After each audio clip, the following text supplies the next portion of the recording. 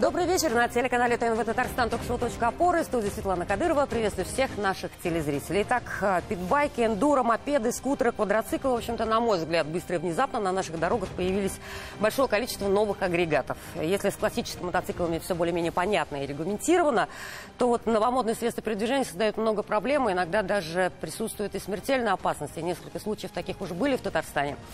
Тему программы назвали как «Мототехника. Опасность на дорогах». Вот это так или не так? И как мы можем решить эту проблему? Об этом говорим сегодня с нашими экспертами в студии. С удовольствием их представляю. Айрат Равильевич Самигуллин, временно исполняющий обязанности начальник управления ГИБДД МВД по Республике Татарстан, полковник полиции. Здравствуйте. Здравствуйте. Наиль Бастамович Хубатуллин, президент Федерации мотоспорта Республики Татарстан, руководитель детского спортивно-технического клуба «Наиком Экстрим Мотокросс», основатель и руководитель стадиона технических видов спорта «Наиком Арена» в городе Набережные Челны. Хайрлик Ич. Здравствуйте. С нами сегодня Райнур Шарафудинов, мотоблогер Райни из Казани, компания Дарекс Мото, активист движения за мотокультуру и безопасное эндуро. Рады вас видеть. Здравствуйте. Алмаз Садыков, эндурогонщик, питбайкер Мото Малай, видеоблогер. Приветствую. Всем добрый вечер. С нами сегодня прекрасная леди Рамзия Грозных, эндуро-мотогонщица, мама двух девочек-мотогонщиц 13 и 15 лет. Здравствуйте. И с нами сегодня Алексей Анисимов, тренер региональной общественной организации по развитию мотоспорта Республики Татарстан «Эндуро КЗН». Здравствуйте. Здравствуйте. Я напоминаю, что мы работаем в прямом эфире. Нас прямо сейчас можно смотреть в группе ТНВ ВКонтакте. Эксперты могут выражать свою точку зрения кнопками на ваших пультах. Красный категорически не согласен, синий согласен, белый отношусь нейтрально. Но если понадобится.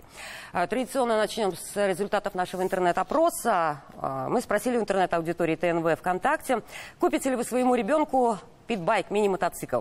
Да, пусть учится водить. Так ответили меньшинство, 14% проголосовавших. Нет, это смертельно опасно. Большинство, 69% респондентов. И вот 17% респондентов выбрали вариант, что нужно запретить весь двухколесный транспорт. Зрителям адресуем этот же вопрос. Итоги подведем в конце программы. А я предлагаю вот экспертам сейчас. Согласны, Айрат Равильевич? Вы в каких процентах? Ну, я так предполагаю, наверное, начнем давайте со статистики дорожно-транспортных происшествий. У нас в текущем году в 16 дорожно-транспортных происшествий один ребенок погиб, и 18 получили ранения различной степени тяжести.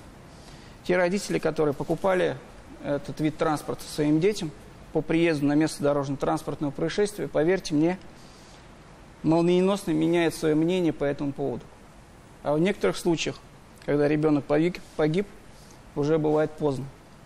Поэтому вот эти 14%, которые до сих пор думают, что ребенку можно купить этот вид двухколесного транспорта, который кроме увечий ребенку ничего не приносит, и в том числе, когда родители, купив такой вид транспорта, пренебрегают элементарными мерами безопасности, такие как шлем, такие как экипировка, и отпускают ребенка своего кататься по дорогам общего пользования. Если бы у них была цель сделать из ребенка гонщика, когда они, вот коллеги меня поддержат, я считаю, когда они отдали своего ребенка на соответствующую секцию. То есть сначала подготовили. Да, когда он достигает каких-то спортивных результатов. Наравне с этим мы в текущем году фиксируем, безусловно, всплеск подобных дорожно-транспортных происшествий, когда родители не отдают себе отчет, к чему может это привести. И еще раз повторюсь, вот в этих дорожно-транспортных происшествиях, когда родители приезжают на место ДТП, сказать им уже или парировать чем-то уже нечего. Ну, на самом деле я совершенно согласен, абсолютно. Вы согласны с тем, что не покупать? ГИБДД нет. По поводу не покупать я не согласен. Покупать, но вот видите, в чем дело. Люди не знают, что на самом деле питбайки – это спортивный инвентарь. Но передвигаться по дорогам общего пользования на нем категорически нельзя. А скорость до 65 км в час? Любой транспорт двухколесный, более 50 кубических сантиметров, он должен быть уже полноценные права категории А. А также даже у скутеров сейчас должны быть права. Все те, будем говорить, питбайки, мини-мотоциклы, мотоциклы полноценные и квадроциклы, на них можно только тренироваться на специальных треках. И передвигать их, перевозить можно только по дорогам общего пользования в специальных автобусах или прицепах. Вот об этом не знают. Абсолютно люди покупают своим детям бездумно. На самом деле это прям беда. Вот. То есть нужно здравомыслие родителей абсолютно перед верно. тем, Вот как. сейчас именно над этим мы очень сильно работаем в плане Федерации мотоспорта Республики Татарстан. Еще в мае провела такое большое собрание, на котором я хочу сказать, что у нас председатель попечительского совета является Олег Владимирович Коробченко, вице-премьер и министр промышленности и торговли Республики Татарстан, у которого у самого 2 дочери у нас занимались в клубе, и сын занимался в клубе. И он как бы полностью это знает и поддерживает нас. Так вот, именно по его инициативе мы собирали большое собрание, где всем главам в Республике Татарстан разослали письма с предложением приехать к нам на комплекс, на Найком-арену, и мы провели такую конференцию. Приехали представители всех, где-то прям управление физкультуры и спорта, где-то какие-то замы, представители исполкома. Да. Мы говорили именно о том, чтобы открывать большое количество клубов в Татарстане. О том, чтобы главы поддержали вот это вот начинание именно для того, чтобы... Сейчас сколько клубов тогда? Вот, то есть если сейчас родители сейчас у нас 14% решат купить спидбайк, допустим, вот я позавчера приехал с Черемшана. заниматься?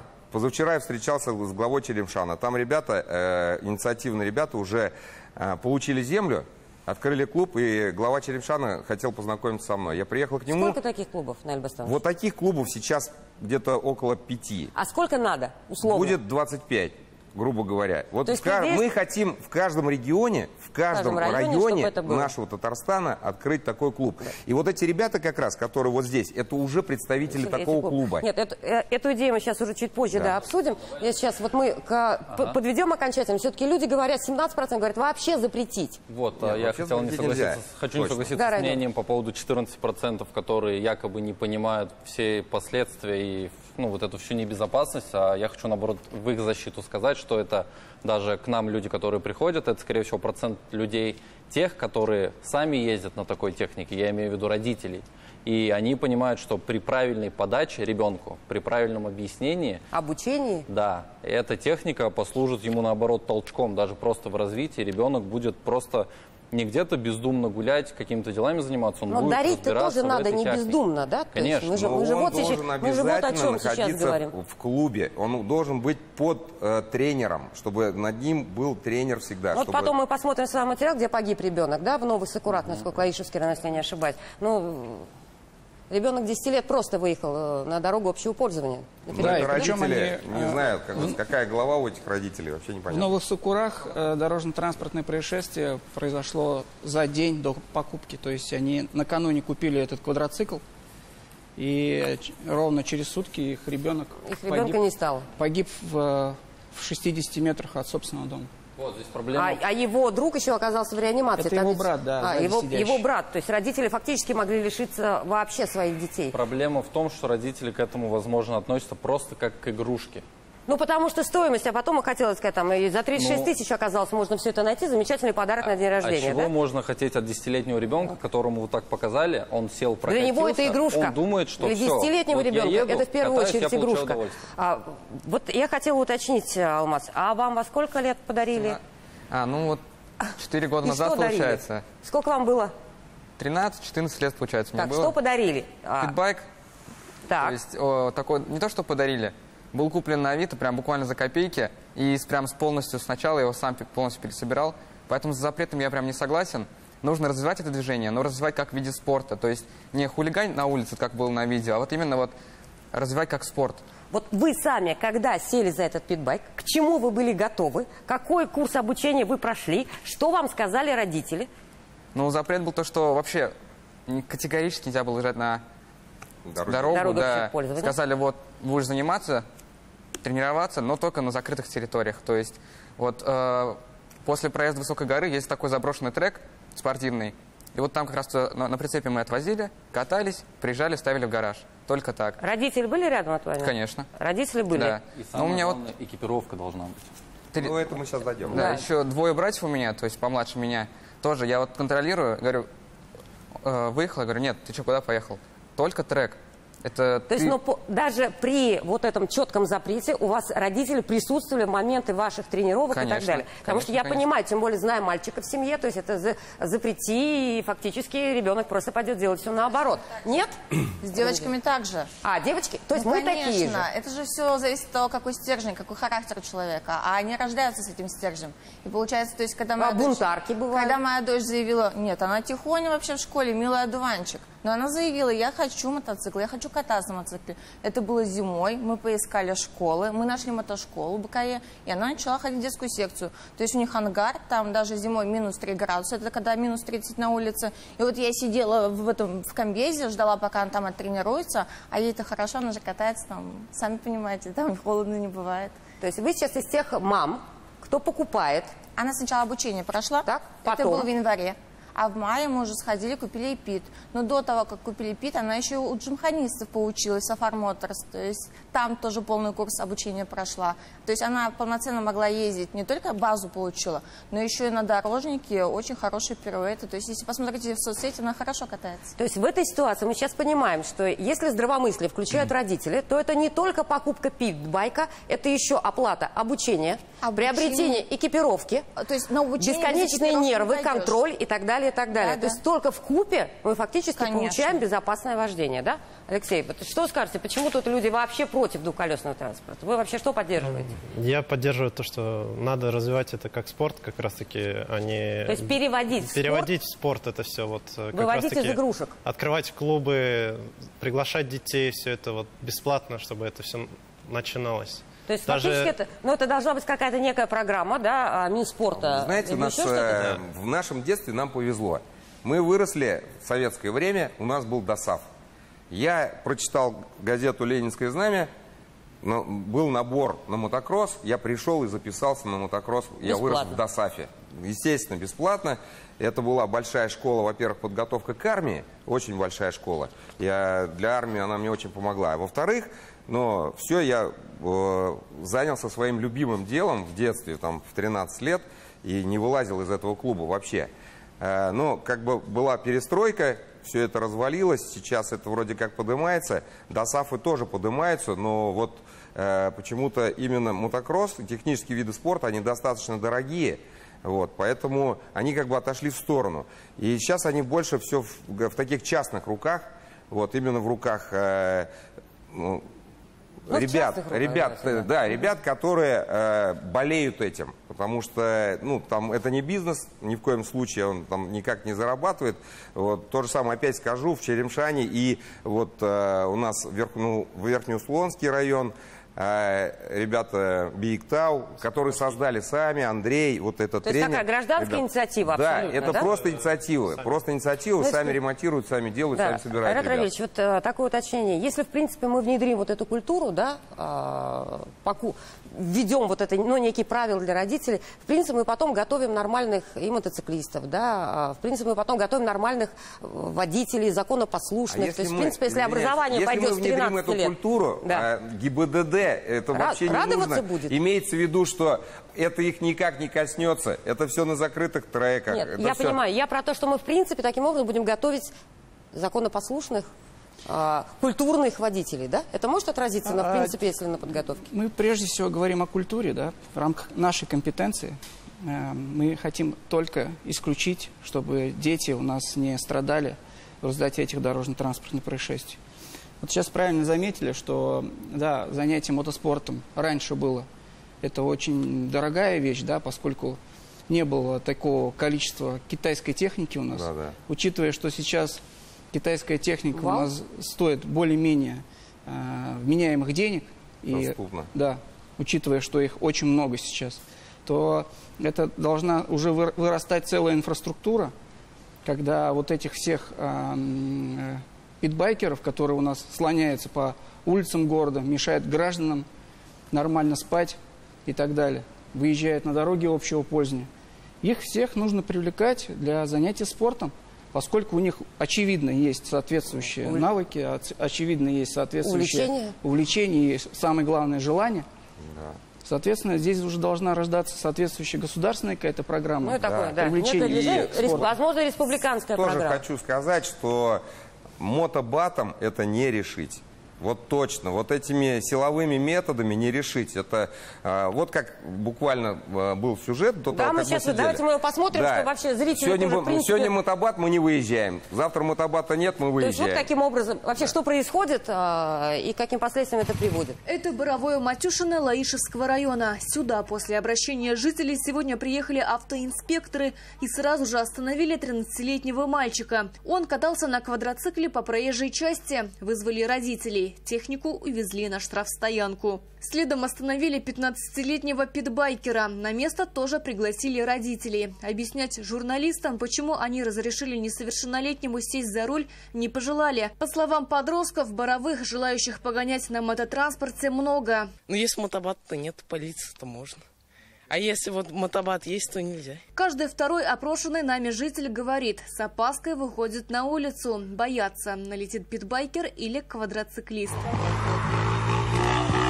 Так подростки катаются по дорогам Куликов-Пестричинского района. Видео с опасной ездой несовершеннолетних питбайкеров уже заполнили соцсети. В начале июля смертельная авария произошла в Лаишевском районе. Квадроцикл, которым управлял 10-летний мальчик, выехал на дорогу и врезался в автомобиль. Ребенок погиб. Ребенок, когда говорит такое, он даже не осознает всю серьезность, и для него это просто игра. Есть мотобат или нет мотобат? Мотобат? Он проходит как виртуальная реальность. Причем, если мотобат, он пытается еще от него уехать, и это опасно опять еще раз. То есть в его картине мира даже не предвиден вариант того, что с ним что-то может случиться. Вот, Айрат Равильевич, вы сегодня уже говорили о том, что... А потом родителям нечем аргументировать, да, и оперировать, когда что-то уже произошло. Я предполагаю, что вот, это даже не урок. То есть вот эта трагедия случившаяся, что там понятно, но родители уже с последствиями, там ничего не изменишь, да? А вообще родителей вы чем-то можете наказать? Безусловно. То есть вот там вызвали родителей, а что дальше?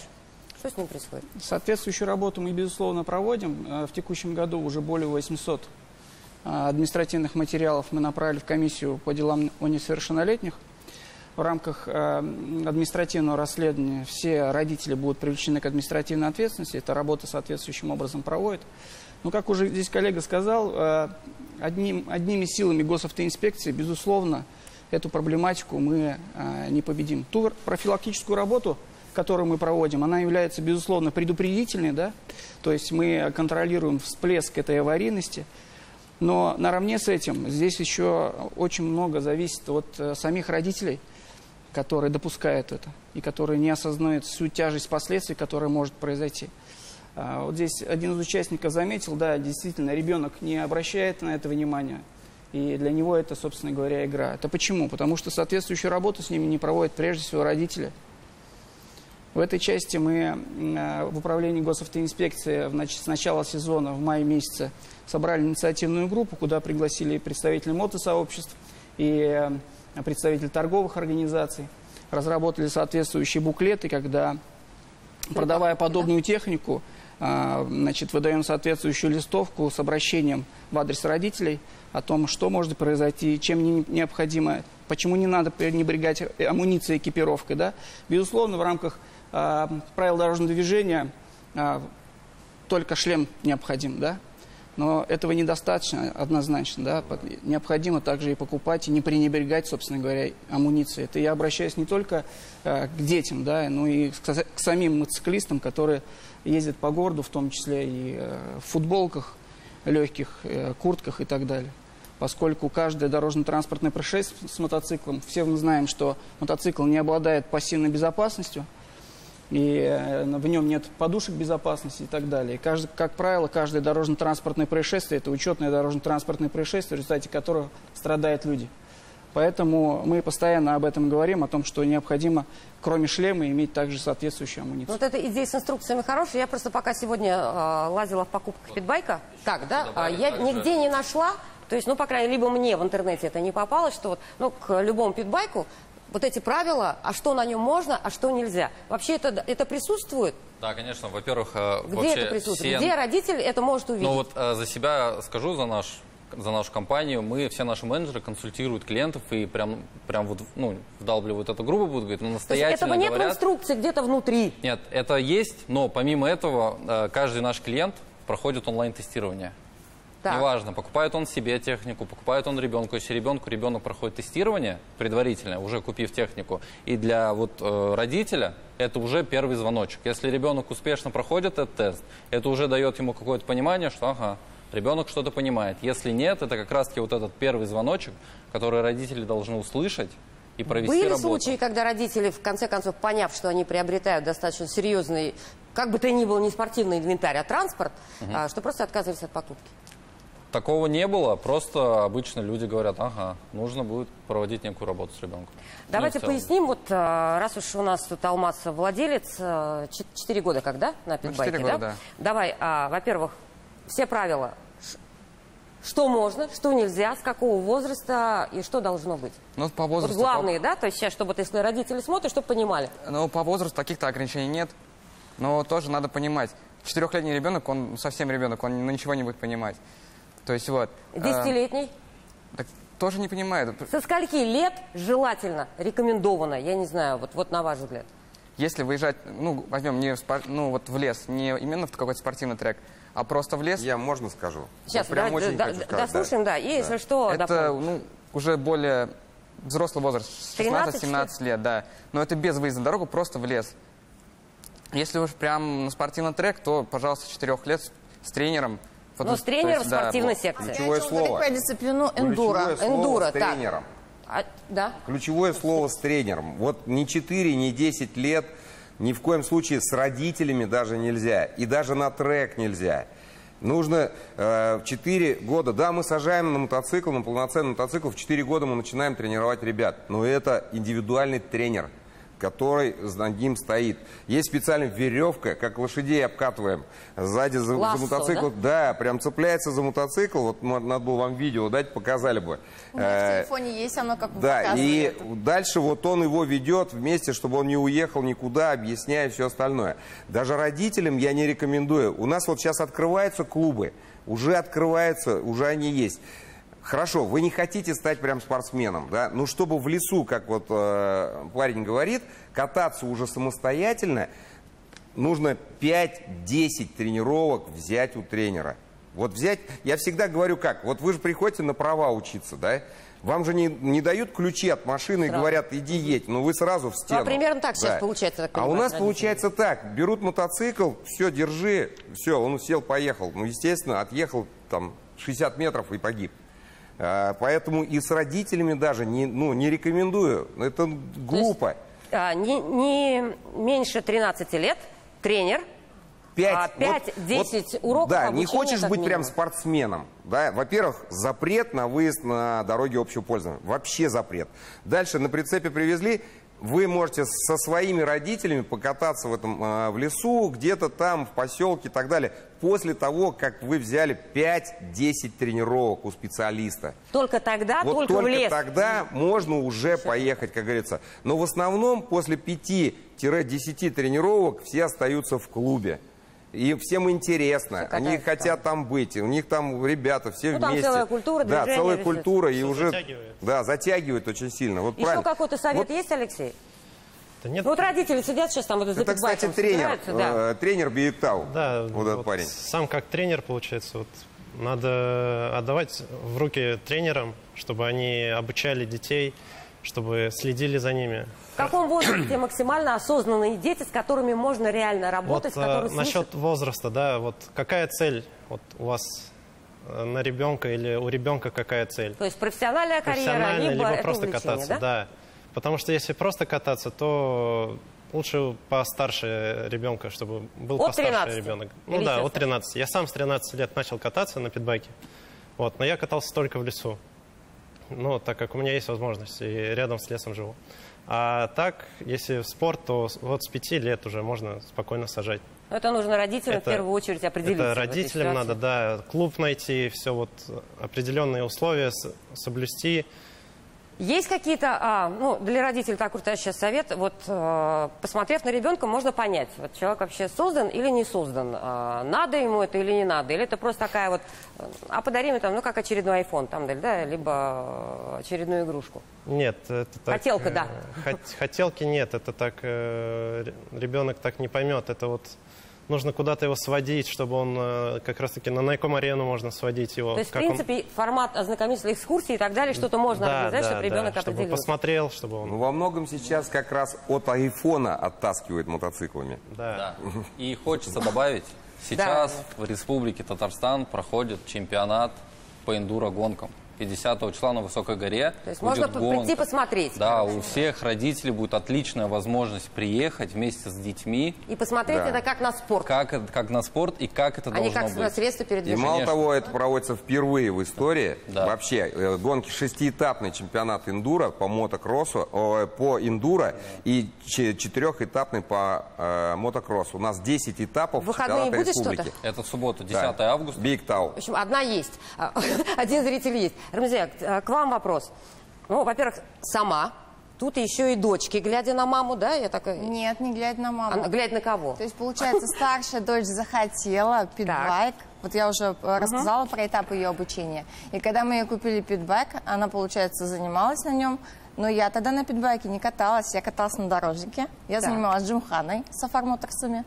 И то есть мы готовились к соревнованиям, как раз чемпионату, ну, Кубку ПФО по джимхане. А уже когда год прошел, наступила весна, там март месяц, в Биг Тау объявили мотомасленицу, соревнования также. Начали набирать там девочки, не девочки. Я увлеклась именно вот этим, то что, а давайте соберем отдельный класс девочек. И я взяла у дочки Пит. Причем я вот недавно в блокноте нашла свои записи. То есть я открыла блокнот и написала, что мне нужно, чтобы я участвовала в этой гонке. Потому что дорожная экипировка, она кардинально отличается от экипировки для эндуро. То есть она должна быть более жесткого панциря. То есть если на дорожнике там вкладки такие, которые при ударе становятся жесткими, но там не все части защищены. В том числе вот ребра, когда вы панцирь одеваете, то есть если вы упадете на сук, вам просто прошибет ребро, легкое и много еще чего. Поэтому я выписала, у меня прям список такой, что мне нужно, чтобы участвовать. Начиная от шипов, потому что зимой было, заканчивая то, что там наколенники, потому что наколенники тоже лучше брейсы. Наиль Бастамович всегда об этом говорит, что колени должны быть защищены. И он прав, то есть ноги в первую очередь, боты хорошие, наколенники.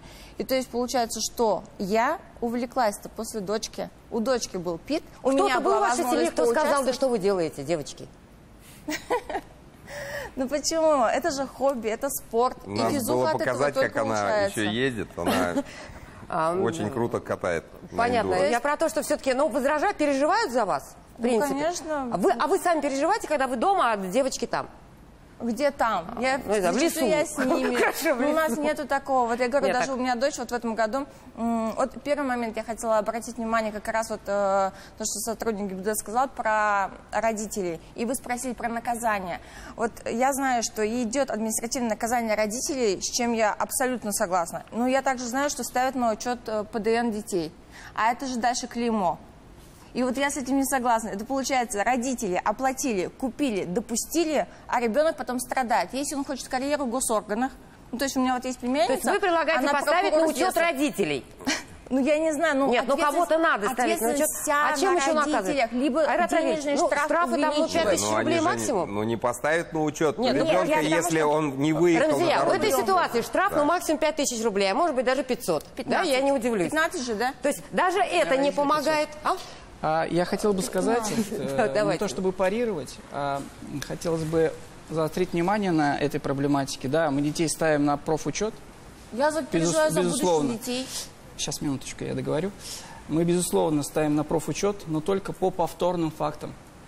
Рецидивистов, короче говоря. То есть, если бы... девочка попалась. Да, я понимаю, это как бы не ваш профиль, но чтобы внести ясность в это, я хотел бы заострить на этом внимание. Да? Если есть повторность, только в том случае ставится на учет. Почему такая мера применяется? Поскольку в первый раз, когда родители привлекаются к административной ответственности, если это повторяется, то соответствующий вывод, что родители попросту не могут справиться со своими обязанностями. Да? И в этой части уже подключаются соответствующие органы опеки и Министерство внутренних дел. Ну, можно скажу? Если родители не купят эту технику, ребенку не на чем будет ездить. Да, я понимаю, то есть я поддерживаю своих детей во всех начинаниях, потому что я знаю, и я вижу соседских детей, которые, если у них нет мототехники, они катаются со своим другом. Они берут у него мотоциклы и также пробуют какие-то трюки, мы сейчас потом взываем к здравомыслию родителей, да? Мы сейчас говорим о том, что есть родители, которые покупают это как игрушку. И мы сегодня пытаемся объяснить, что ни черта это не игрушка. Поэтому я говорю, что если родители не будут... Мы сейчас вот прервемся на рекламу, потом мы продолжим, не переключайтесь. Мы продолжаем программу. Горячий спор у нас тут были до рекламы, во время рекламы. Я сейчас хочу все-таки, чтобы Айрат Равиль еще раз подытожил все-таки формат, кому можно на питбайке, с какого возраста, на чем. И вообще ГИБДД имеет право какое-то вмешиваться вот в эти процессы, кроме как, когда уже последствия. Ну, начнем с того, что питбайк – это спортивный инвентарь, и управление им по дорогам общего пользования запрещено. Вот вы говорите, тут статистику приводите, да, 17% сказали, что запретить вовсе. Запретить это мы не сможем, поскольку это закреплено законодательно. Всегда есть, был и будет двухколесный транспорт. Это хорошее средство передвижения, которое не только позволяет нам передвигаться из точки А в точку Б, а то в том числе и дарит нам какое-то удовольствие. Вот, это первое. Второе. С 16 лет можно пройти соответствующее обучение в автошколе и получить категорию А1. А1 категория позволяет управлять транспортным средством не более 125 кубических сантиметров. Объем двигателя должен составлять. После 18 лет уже можно получить категорию А и управлять уже более мощными транспортными средствами, что касается мотоциклов непосредственно. По питбайкам. Питбайки могут использоваться только на закрытых площадках. Это гоночные треки, закрытые парки, лесопарки и так далее. Там, где есть соответствующая инфраструктура. Там, где это делать можно безопасно. Там, где это можно позаниматься и с тренером и так далее. Я, извиняюсь, поправлю, специально отведенные, потому что вот сейчас, услышав вот эти слова, по паркам можно, нет, только по специально отведенным. Абсолютно верно. По специально отведенным. Что касается управления транспортными средствами, такими как мотоцикл, разрешено в рамках текущего законодательства, действующего законодательства, только с 16 лет. Но необходимо понимать, что пройдя обучение в автошколе, водитель мотоцикла, он обладает базовыми навыками управления. Но не опытом. Да, но не опытом. И вот в этой части, если будут развиваться соответствующие мотоклубы, и дети уже будут садиться на закрытых гоночных треках под присмотром тренера, будут садиться на мотоциклы и совершенствовать свои навыки, то к 16 лет они уже будут обладать не то чтобы базовыми, но, наверное, во многом профессиональными навыками управления мотоциклом. Совершенно верно. Соответственно, здесь напрашивается только один вывод – это создание соответствующей культуры управления мототранспортными средствами. И это во главе угла, безусловно, стоят у нас, как здесь тренеры, представители есть, клубы, представители мотосообществ, спортивных именно мотосообществ. Но при этом вот как их развивать, сейчас мы проговорим в следующем вопросе. Вот сейчас вот это подытожим. Петиция на специальном сайте голосования размещена. Ужесточить оборот моторизированного спорта инвентаря, питбайков, эндуро и кроссовых мото предлагают сами мотоциклисты. Идет сейчас представитель законопослушных мотоциклистов разместил эту петицию, теперь собирают подписи. Ужесточить, потому что он считает, что все эти пробники мотоциклов разрушают имидж мотоспорта. Вот что мы в этой ситуации, нужно ли ужесточать? Если мы сейчас не можем достучаться до родителей, да, статистика этого года, например, даже в Татарстане показывает, что ситуация достаточно напряженная, сложная.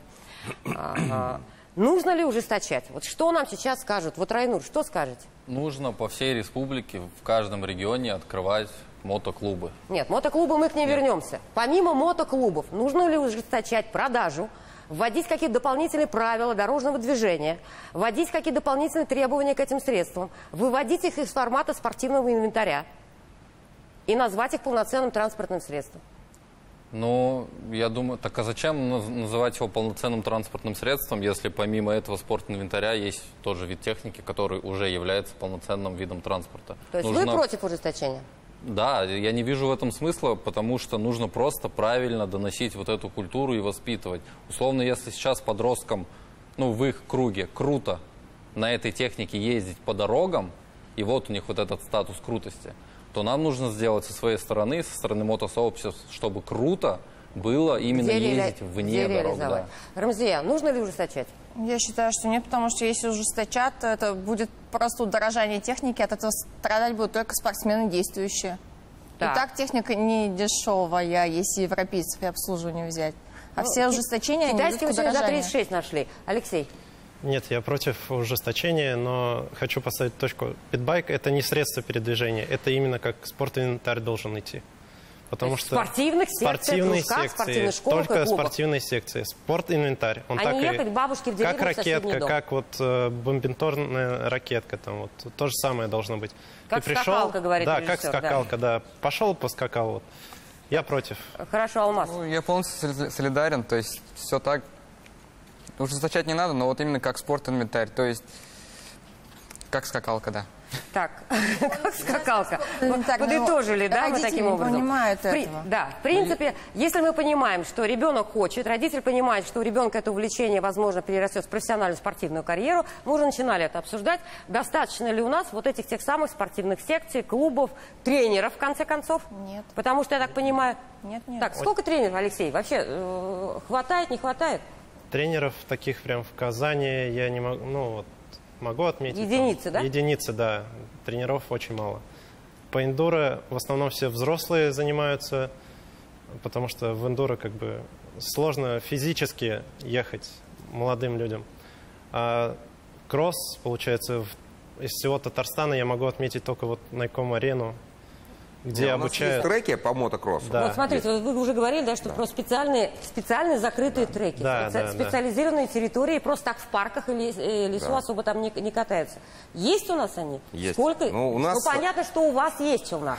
А вообще? Вообще, вот сейчас 43 опять района, вот два больших города. Ответ на этот вопрос, он лежит в том, что мы как раз обсуждаем сейчас, как бы в дальнейшем, будем так говорить. Они уже будут и, как говорится, родятся эти треки. То есть, ну, у нас есть драйв-парк, у нас есть Найком-арена, у нас есть в Альметьевске Ультиматум, тоже кроссовая трасса. Дальше в Зеленодольске еще одна кроссовая трасса есть. На самом деле тренеров по мотокроссу достаточно, есть они. И клубы, вот единственное, что нужно вот в этих регионах поднять клубы. А это без помощи административного ресурса, без помощи администрации, чтобы на это обратили внимание, ну, невозможно. Вот. А инициативных ребят очень много. И поэтому основу всего, вот сейчас сказал, основу всего мотоспорта, я говорю не про мотосообщество. Тут несколько раз мне резало ухо, мы не байкеры. Байкеры, уважаемые нами ребята, но это дорожники. Это вид спорта, как там хоккей. Средства передвижения. Да, есть вид спорта. Есть скакалка. Федерация мотоспорта. Да, такая же федерация хоккея, федерация футбола и так далее. Это вид спорта, в который входит мотоспорт, мотокросс, эндуро, спидвей, триал, шоссейно-кольцевые гонки. Это все виды спорта. Вот. И они вот, как только они начнут развиваться, исчезнут эти ребята с дорог.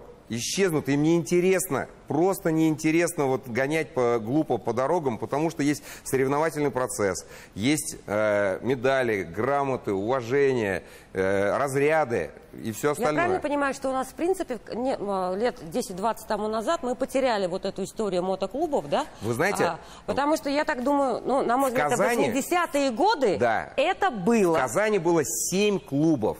В каждом городе Татарстана, в каждом городке Татарстана было минимум 1-2. Я бугульминский. У нас был клуб. О, коллега почти. Да.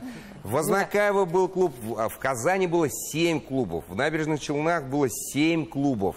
Именно мотоспорта. Фактически сегодня? Сегодня их единицы. Вообще просто, если сравнить с тем, что было, чемпионат Татарстана собирал 80 человек в заезде. Сколько Башкортостан собирал? Да, на старт допускается только 40 человек, а 80 приезжало на заезд. И это был, ну, такой фурор. Как вы думаете, все-таки вот эта вот потеря этой самой мотокультуры, да, ну, вот не то что мотокультуры, спортивной, мотокультуры. То есть это вот где-то с 80-х, с 90-х, наверное, вот этот провал по мотоклубам произошел и так далее.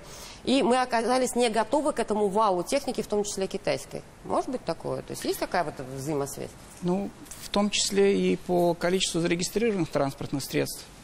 Если, вот как замечали здесь уже по поводу европейской техники, да, которая она крайне дорогая, и после... Давайте между крайне дорогая. Вот я за 36 видела. Сколько нормальная? 36 это не мотоцикл, это дрова. Да. Смотря какой, ну, то есть, если это Husqvarna КТМ ГАЗ-ГАЗ, это нужно приготовить 1 350 000. Как разговаривать женщины, вы слышали? -1,5 миллиона. И нужно быть готовым, что нужно прокачать, получается, ходовую, это где-то еще 1200 минимум. Ну, еще в 1,5 миллиона. Нет, 1 600 000 1 800 000. Так, ну, с экипировкой и так далее, в 2. Но это ты очень такую картину серьезную нарисовала. Это как раз для мотокросса. Это для профессионального спорта. Да. На самом ну, ладно, деле... пусть будет 1 200 000 и так далее. То есть мы понимаем, да? То есть, да, вот, ну, на сегодняшний день, безусловно, а китайские, естественно... Рынок заполонили китайские мотоциклы, и питбайки, и квадроциклы, и так далее, да? Учитывая еще, что мы живем сейчас в условиях санкций, и это значительно удорожает ту европейскую технику, которая раньше была у нас на рынке. Сейчас, безусловно, если вы зайдете в те же самые торговые организации, да, в магазины, мотомагазины, там большинство техники, она, безусловно, китайского происхождения, производства. И соответствующая ценовая политика, да, здесь же, она на сегодняшний день весьма и весьма доступна для широкого круга граждан.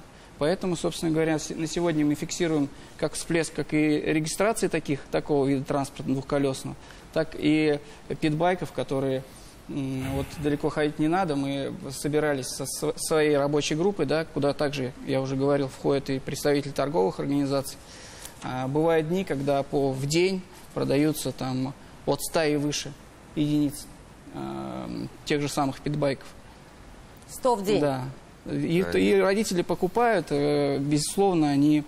Были факты в начале года, когда родители попросту покупали только питбайк, не говоря уже о том, что необходимо нужно купить шлем, амуницию, мотоботы и так далее. Да? И говорили о том, что попросту пока денег не хватает. Да. Хватило на защиту для ребенка нет. Хватило деньги купить ребенку мотоцикл, да, или тот же самый питбайк. Амуницию купим там на следующий месяц. Ну неужели ребенок будет сидеть этот месяц, да, и ждать, пока ему родители приобретут? Около питбайка. Конечно, нет. Сделай все, что угодно. Что полезного в мотоспорте? Мама Рамзия. Ну, это здоровый образ жизни, то есть это должна быть хорошая физподготовка у ребенка, чтобы он вообще что-то мог сделать на мотоцикле.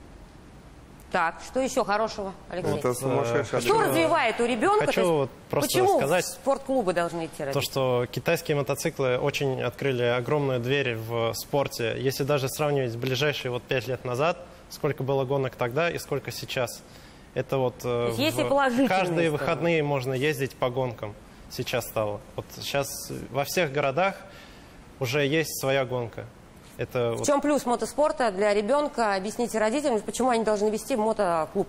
Мотоклубы надо вести, это как подготовка к взрослой жизни, можно сказать, перед армией. Там, а характер? Характер, да, развивает борьбу какую-то, силу воли, борьбу, это все физическое состояние тоже детей это поднимает. То есть это не просто романтика, это не просто красота, да? Это вообще далеко не романтика. Совсем не романтика. Ну, в эндуро есть это не погулять, это не погулять с девушкой, там, это сесть. Ну, вы так сразу не...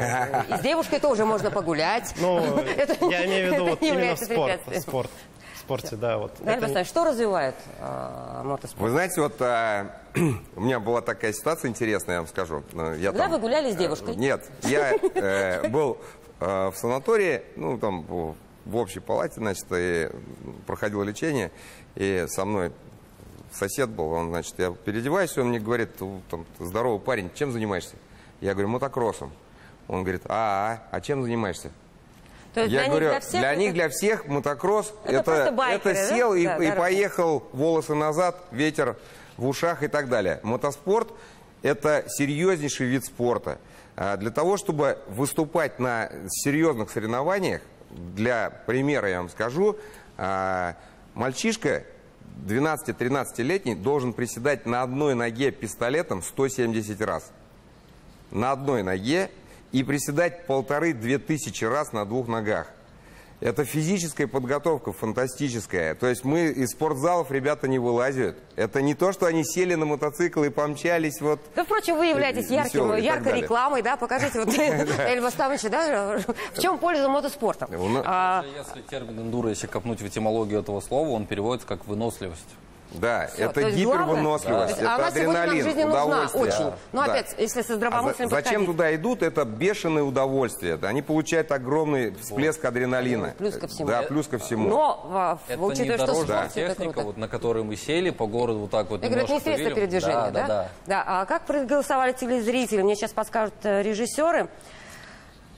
51% купят своему ребенку питбайк. 40% нет, это смертельно опасно. И 8% говорят, что нужно запретить весь двухколесный транспорт. Ну, мы сейчас понимаем, я надеюсь, мы, возможно, достучались до тех 50%, кто желает купить питбайк, понимая, как это нужно сделать правильно, как к этому подготовиться, как подготовить ребенка, какой курс обучения пройти, что нужно для этого купить, и элементарные правила безопасности, которые мы сегодня рассказали.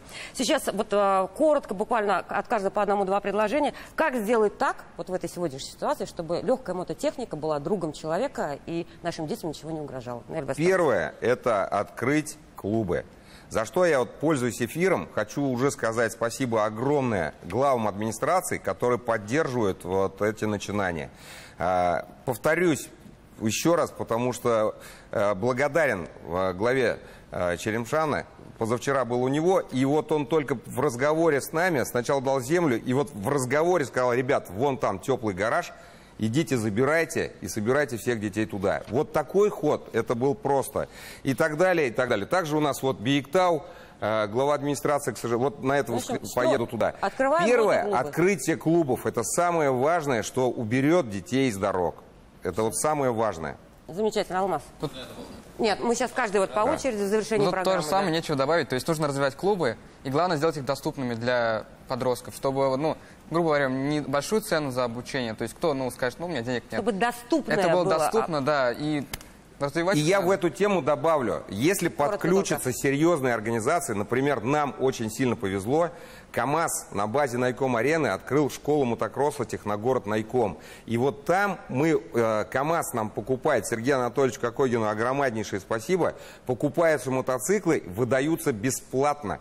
Не у всех есть КАМАЗы. Да. И в том нет, же самом Черемшане, в каждом, нет, есть где-то глава, в Казани где-то, есть да, какие-то свои большие очень мало времени до конца программы. Алексей, на ваш взгляд, что нужно сейчас, чтобы изменить вот эту печальную статистику и ввести вот эту мотокультуру и правила для родителей? Вот то же самое, открыть клубы и как-то прививать это уже детям.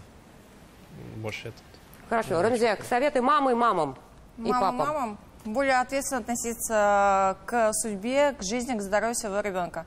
То есть, конечно же, все это мы, активисты, при поддержке администрации мы разработаем этот алгоритм, эту систему, но родители в первую очередь должны, получается, нести вот эту правила безопасности ребенку, доносить, что нельзя, что можно, а не так, чтобы они там вместе с компанией побежали, поехали на какой-то тракт на заднем колесе ездить, чтобы такого не было. То есть, чтобы у ребенка тоже было осознание, что вот ему купили технику, спортивную технику, и что он будет тренироваться, будет кататься в определенных местах, а наша задача взрослых — организовать эти места. Ну, это как в самолете еще, да? Сначала маску на себя, потом на ребенка, сначала купить экипировку, потом питбайк. Да. То есть и в этой ситуации тоже, да, Райнер? Вот, и к вышесказанному еще хочу добавить, как блогер, считаю, что нужно как можно больше все это транслировать в соцсети, именно гонки, вот эти мотоклубы, и освещать в СМИ. Подчеркивает профессионализм и рассказ о красоте спорта. Да? Вы вот сразу задавали вопрос про то, что делать с детьми и как узнать, может, не может. Да. Самое первое, вот именно, пусть приведут на гонку, чтобы ребенок посмотрел на зрелище. Конечно, посмотреть на ребенка, насколько горят глаза его, и тогда уже понятно, нужно это ребенку или нет, двигаться в эту сторону, нет, вкладываться в ребенка или нет. Самое первое, прийти на гонку. Ближайшее 10 августа, Биектау. Тоже добавлю, мы были на одной гонке, и у маленький мальчик лет 6, наверное, у него папа участвовал. И вот пока папа проезжал, он вот так подошел, вот так вот сказал: за папу болеет маленький ребенок, он уже понимает. То есть он внедрится в эту культуру и более-менее осознанно туда идет. Айрат Равильевич, ваше или обращение к родителям, или как вот выбирайте свой Да, безусловно, формат? В первую очередь хотелось бы начать с того, что призвать всех неукоснительно соблюдать правила дорожного движения. Обращаясь к родителям, хотелось бы сказать, оградите своих детей от трагических последствий. Да, каждый может купить своему ребенку питбайк, поскольку он попросту горит этим и просит. Но эти его мечты необходимо направлять исключительно в нужное русло. И если он хочет этим заниматься, таким спортом, таким видом спорта, то только на закрытых треках. Ни в коем случае не позволяйте ребенку выезжать на дорогу общего пользования. Хорошо, я благодарю всех участников за активное участие в программе. Да, немножко где-то и поспорили, и вроде бы какие-то новые грани открыли. Я надеюсь, было полезно тем телезрителям, кто сейчас по ту сторону экрана и тут раздумывает о покупке подарка на день рождения своему ребенку. В общем-то, все-таки защита, безопасность, правила в этой ситуации, наверное, становятся главными. Всего доброго, до свидания.